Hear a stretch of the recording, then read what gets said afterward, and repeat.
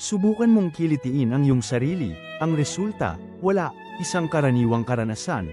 Pero bakit hindi ito gumagana? Hindi ba't alam ng utak mo ang iyong gagawin? Dito nagsisimula ang isang kamanghamanghang misteryo ng ating utak. Bakit tila nilalabanan tayo ng sarili nating katawan pagdating sa kiliti?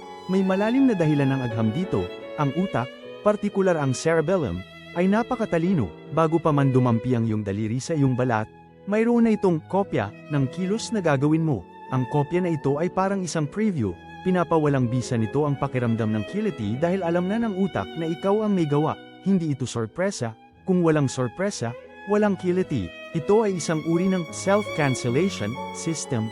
Bakit mahalaga ito? Sa pagpapawalang bisa ng sarili mong kiliti, mas nakatuon ang utak sa mga panlabas na pampasigla. Ito ay isang mekanismo ng kaligtasan. Kung may dumarating na banta o isang insekto na gumagapang sa iyong balat, kinakailangan mong maramdaman ito ng buo. Sa ganitong paraan, mas mabilis kang makakatugon at makakaiwas sa panganib. Ang kakayahang ito ng utak ay nagpapakita ng evolusyonaryong bentahe nito, kaya, hindi mo makiliti ang sarili mo, dahil pinoprotektahan ka ng iyong utak.